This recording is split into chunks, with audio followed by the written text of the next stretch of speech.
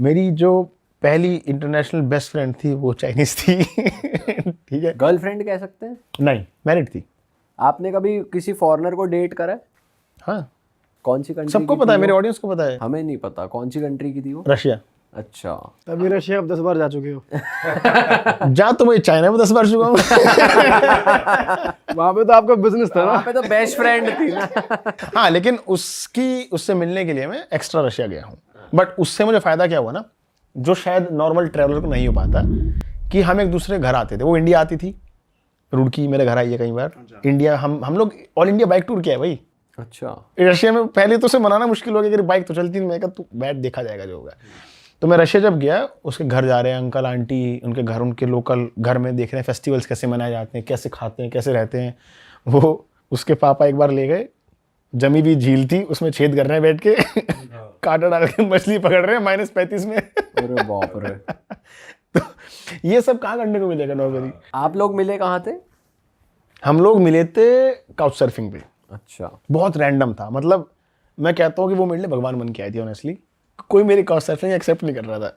देखो, रशिया में थोड़े से लोग, रेसिस्ट नहीं कहूँगा, ब्राउन को पसंद नहीं करते ऑनेस्टली बताऊँ तो। रीजन? वाइट सुपीरियरिटी अच्छा है, जो वाइट है वो पर कलर वाली है, कलर एग्जैक्ट। दोस्तों, उम्मीद है आपको इस पॉडकास्ट में मजा आ रहा होगा। और बातों को आगे बढ़ाने से पहले मैं आपसे थोड़ी सी बात करना चाहूँगा।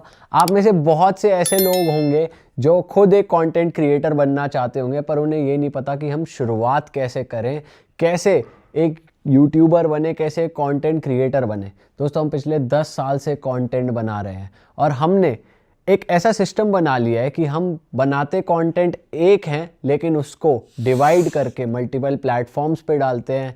Short form, long form, Facebook, Instagram, हर जगह उस कंटेंट को डालते हैं और अपनी अर्निंग्स को मैक्सिमाइज करते हैं।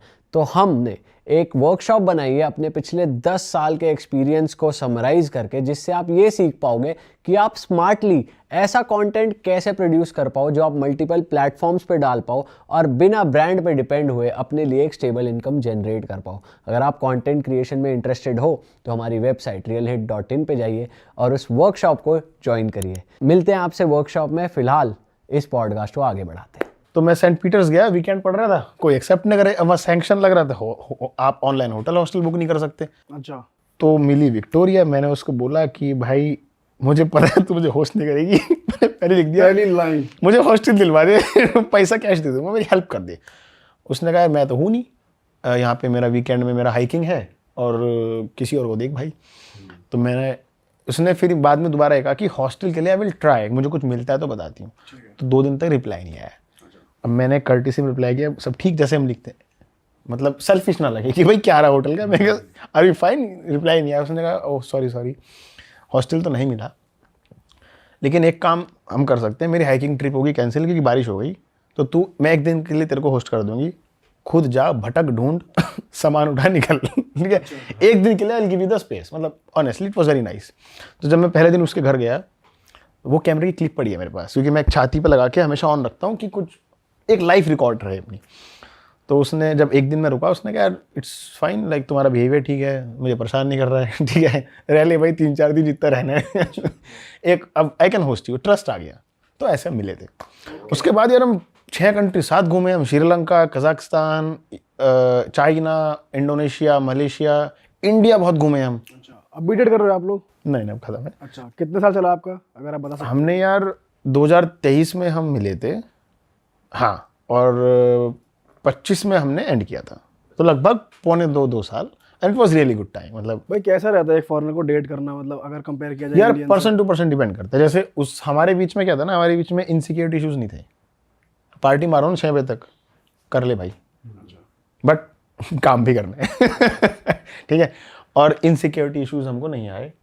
और ओपन माइंडेडनेस का बहुत फ़र्क पड़ता है कि आप ओपन माइंडेड हो। आप मतलब मैं सबको नहीं कहूँगा, लेकिन हमारे बीच में चें चीची कम थी।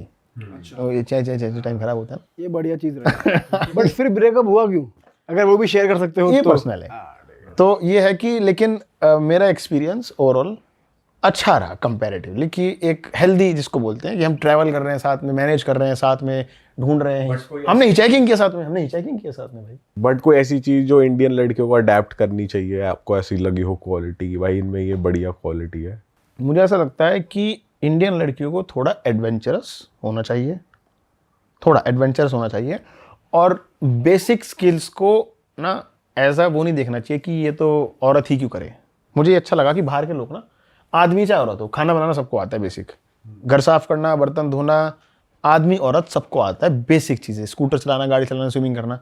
तो हम लोग को ना हर चीज़ सीखनी चाहिए एज अ पर्सन, कि हमें बेसिक स्किल्स आनी चाहिए लाइफ की अपनी, चाहे वो कुछ भी हो, और खुद काम खुद का करना चाहिए, ये सबसे इम्पोर्टेंट है भाई। और क्या, रशिया जैसे आप 9 बार गए और हम ऑफ कैमरा बात कर रहे थे कि रशिया में भी अलग अलग लैंग्वेजेस हैं, अलग अलग तरीके के लोग हैं, अपीयरेंस सबकी अलग अलग है। तो रशिया की थोड़ी बात करते हैं, वहाँ क्या आपको बहुत सबसे स्ट्रेंज या सबसे यूनिक चीज़ लगी हो कि भाई ये तो एक्सपेक्ट नहीं करा? चलो मैं आपको बताता हूँ, रशिया सुन के आपके मन में क्या आता है, सीरियसली बताना, एक एक करके तीनों फटाफट। भाई ठंडा मौसम की बहुत ठंड है उधर। सच्चाई बताओ। सच्चाई बता रहा हूँ, नहीं वो वाली चीज जो आप कह रहे हो वो तो एक है ही, चलो प्रीकंसीव नोशन है कि रशियंस को लेकर जो बना हुआ है। नहीं, वो नहीं, हटा इन दो, जनरल but वैसे- अगर मैं बताऊँ रशिया कंट्री, ऐसा क्या आता है, ठंडा बर्फ बर्फ, बर्फ ही बर्फ, वोडका, अलग अलग बोलना, थोड़े रूड लोग आते हैं दिमाग सुंदर में। लड़कियां भी कह सुंदर लड़कियां। जैसे हमने जो इंटरनेशनली रशियंस कभी मिले हैं ना, तो बहुत ही स्ट्रेट फेस और माफिया, रशियन माफिया, थोड़े रूड और टफ गाइज। देख के लगता है कि हाँ आसानी से बात नहीं होगी भाई इनसे। बिल्कुल। एज अ ट्रैवलर मेरे मन में आता है मॉस्को ठीक है, लड़ाई चल रही है, ये लोग बहुत स्ट्रांग हैं, डेवलप्ड है नहीं है, ये इसका आइडिया लग नहीं पाता रशिया के बारे में सोच के। यूएसएसआर बहुत बड़ा था, बस इतना ही, और रशिया मतलब मॉस्को, यही सबको लगता है। रशिया इतना बड़ा है और इतने सारे रिपब्लिक हैं, हर रिपब्लिक की भाषा, खाना, रहन सहन, शक्ल अलग है भाई।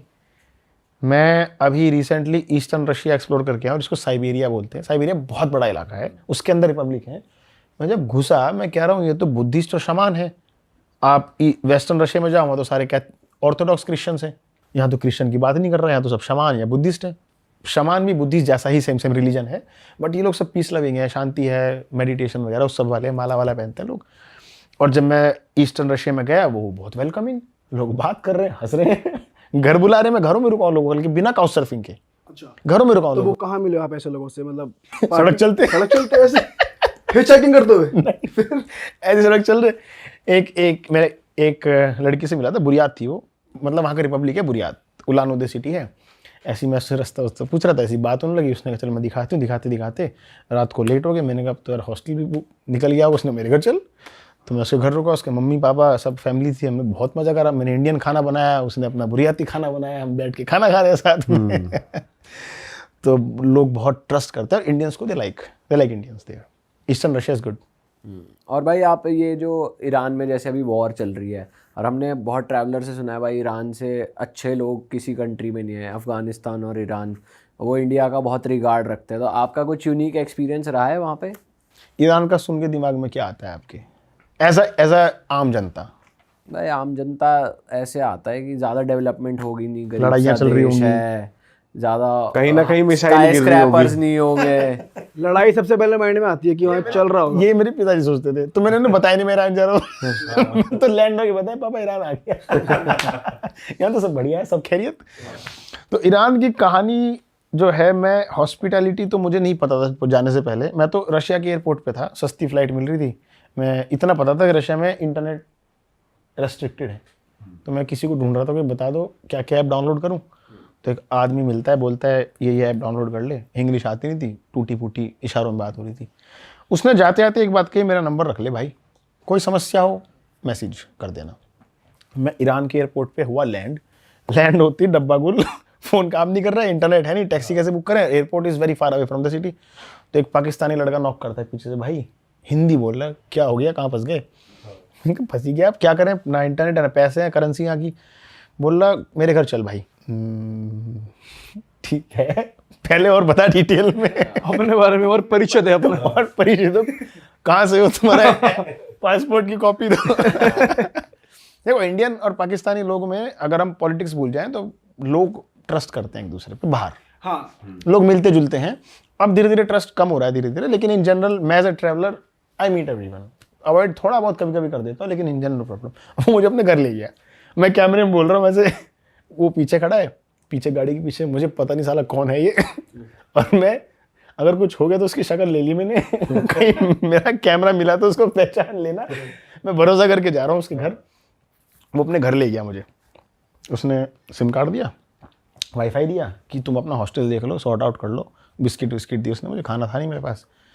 और ऐसे करके वो अपने घर में मुझे बंदूक दिखाते हैं इतनी बड़ी। मैंने कहा ये क्या चक्कर है क्या क्या बात है ये, बंदूक दिखा रहा है।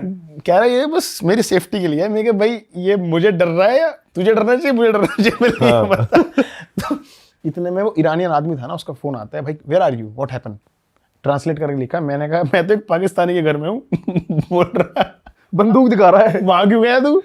बोला क्या मतलब? बोला we don't trust Pakistani people, तुरंत निकल जा वहां से। मैंने कहा he is a nice guy. बोला तुरंत निकल। मैंने कहा he is a nice guy. बोला अच्छा ठीक है, मुझे अपनी लोकेशन भेज दे। 10 मिनट बाद अपना स्कूटर लेके नीचे खड़ा है, पी पी पी जल्दी चल, कहीं जाना है हमको। कैमरे में रिकॉर्ड है मेरे। मैं कैम बैग लेके आया, बोला रात को कहाँ रुकना है? मैं कहा हॉस्टल छोड़ दे कहीं भी।